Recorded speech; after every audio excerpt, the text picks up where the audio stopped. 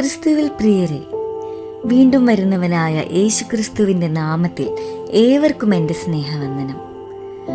മറ്റൊരു പ്രഭാതം കൂടി കാണുവാൻ കർത്താവ് നമ്മെ അനുവദിച്ച കൃപയെ ഓർത്ത് ദൈവത്തെ സ്തുതിക്കുന്നു. വിശുദ്ധ അപ്പോസ്തലനായ പൗലോസ് ഫിലിപ്പിയർക്കെഴുതിയ ലേഖനം 3-ാം അധ്യായം അതിൻ്റെ 20-ാം വാക്യത്തിൽ ഇപ്രകാരം വായിക്കുന്നു: നമ്മുടെ പൗരത്വമോ സ്വർഗത്തിൽ ആകുന്നു. ദൈവത്തിന് സ്തുതി. ഒരു രാജ്യത്തിൻ്റെ പൗരനായിരിക്കുക എന്നതിൻ്റെ അർത്ഥം നമുക്കെല്ലാവർക്കും അറിയാം. ഒരു വ്യക്തിക്ക് എപ്രകാരം പൗരത്വം ലഭിക്കുന്നു എന്നതിനെക്കുറിച്ചും നമ്മൾ അറിവുള്ളവരാണ്. പ്രത്യേകിച്ച് വിദേശ രാജ്യത്തൊക്കെ ജോലി തേടുന്നവർ, ദീർഘകാലം അവിടെ ജീവിക്കുന്നവർ ആ രാജ്യത്തിൻ്റെ പൗരത്വത്തിനായി അപേക്ഷിക്കുന്നു എന്നൊക്കെ നാം കേൾക്കാറുണ്ടല്ലോ. പൗരത്വം ലഭിക്കുന്ന വ്യക്തിക്ക് പിന്നെ ആ രാജ്യത്തിൻ്റെ അവകാശങ്ങൾ സ്വന്തമാണ്. ആ രാജ്യത്തിൻ്റെ എല്ലാ നന്മകളും ആ വ്യക്തിക്ക് നേടിയെടുക്കുവാൻ സാധിക്കുന്നു.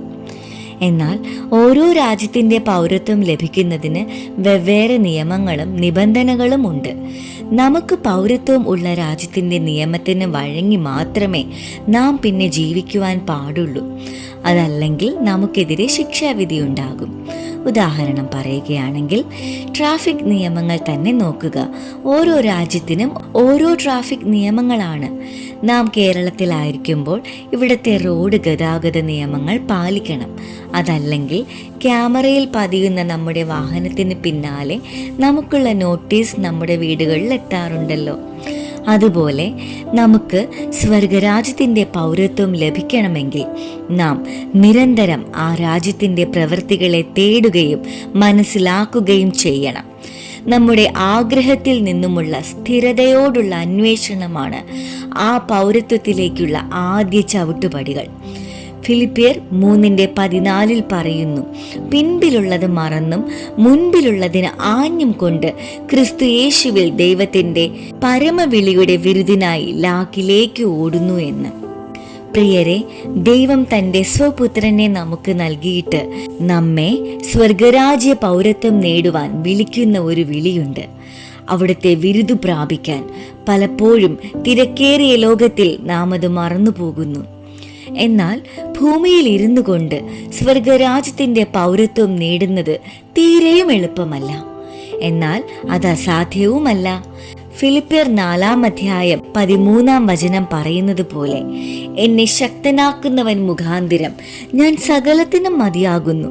സ്വർഗരാജ്യത്തിലെ നിയമങ്ങൾ പാലിക്കുവാൻ നാം കർത്താവിൻ്റെ കൃപയിൽ ദിനം തോറും ശരണപ്പെടണം.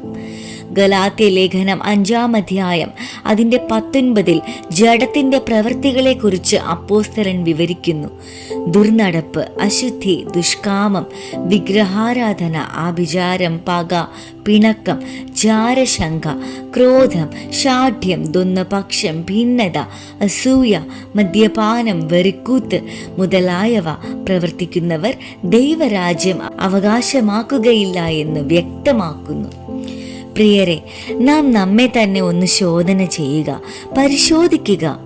ഏത് പ്രവൃത്തിയാണ് നമ്മിൽ മുന്നിട്ട് നിൽക്കുന്നത്? ജഡസ്വഭാവമോ അതോ ആത്മാവിൻ്റെ ഫലമോ? ആത്മാവിൻ്റെ ഫലം നാം ശീലിക്കാറുണ്ടോ? സ്നേഹവും സന്തോഷവും സമാധാനവും നമ്മിൽ വസിക്കുന്നുവോ? സ്വർഗരാജ്യത്തിൻ്റെ പൗരത്വം ലഭ്യമാകാൻ നാം സ്വർഗരാജ്യ നിയമങ്ങൾ പാലിക്കുക, ആത്മാവിനെ അനുസരിച്ച് നടക്കുക, കോപിക്കാതെയും വഴക്കും അടിയും ദുശാഠ്യവും ഉപേക്ഷിക്കുകയും പിണങ്ങാതെയും അസൂയപ്പെടാതെയും അധികാരമോഹത്തിൽ വീണു പോകാതെയും തന്നെ താൻ സൂക്ഷിക്കുക. ഉദാഹരണമായി പറഞ്ഞാൽ, ഒരുവൻ നമ്മെ പ്രകോപിപ്പിച്ച് പറയുമ്പോൾ, നമ്മുടെ ഭാഗത്തെ ശരികൾ പോലും തെറ്റായി നമ്മെ കുറ്റം വിധിക്കുമ്പോൾ നാം കർത്താവിൽ ശരണപ്പെടുക. നമ്മുടെ നാവിനെയും ഹൃദയ വിചാരങ്ങളെയും അവിടെ സൂക്ഷിക്കുക. നമ്മുടെ ഭാഗം നാം വിധിക്കാൻ ശ്രമിക്കുമ്പോൾ നമുക്ക് നഷ്ടമാകുന്നത് സ്വർഗരാജ്യം അവകാശമാക്കാനുള്ള വിശുദ്ധിയാണെന്ന് ഞാൻ ഓർമ്മിപ്പിക്കട്ടെ. നമ്മെ മറ്റുള്ളവർ നിന്ദിക്കുമ്പോൾ, പരിഹസിക്കുമ്പോൾ നമ്മുടെ നിശബ്ദത നമ്മുടെ സ്വർഗരാജ്യ പൗരത്വത്തിൻ്റെ ഓരോ ചവിട്ടുപടികളെ കൂട്ടുന്നു. ദൈവത്തിന് സ്തുതി. 1 ദിനവൃത്താന്തം 16:11 ഇപ്രകാരം പറയുന്നു: യഹോവയെയും അവൻ്റെ ശക്തിയെയും തേടുവിൻ, അവൻ്റെ മുഖം നിരന്തരം അന്വേഷിപ്പിൻ. അതേ പ്രിയരെ, നാം ഈ ഭൂമിയിൽ ഇരുന്നു കൊണ്ട് സ്വർഗരാജ്യ നന്മകൾ ശീലിച്ച് അതിൻ ഫലമായി നിന്ദിക്കപ്പെടുമ്പോൾ, മറ്റുള്ളവരുടെ മുന്നിൽ ഒരു ഭോഷനാകുമ്പോൾ, പരിഹാസ്യനാകുമ്പോൾ, നമ്മുടെ രക്ഷകന്റെ മുഖം നിരന്തരം തേടുക. അവിടുന്ന് നമ്മുടെ ശക്തിയെ നാൾക്ക് നാൾ പുതുക്കി തരും. അന്ധകാരം നിറഞ്ഞ ഈ ഭൂമിയിൽ ദൈവ സാന്നിധ്യം നിരന്തരം അന്വേഷിച്ച് കണ്ടെത്തുക. ധനത്തിലും സമ്പത്തിലും ശക്തിപ്പെടരുത്. ലോകത്തിൻ്റെ നന്മകളിൽ ആശ്രയിക്കരുത്. ദിവസേന ദൈവത്തിൽ നിന്നും ശക്തി പ്രാപിക്കുക.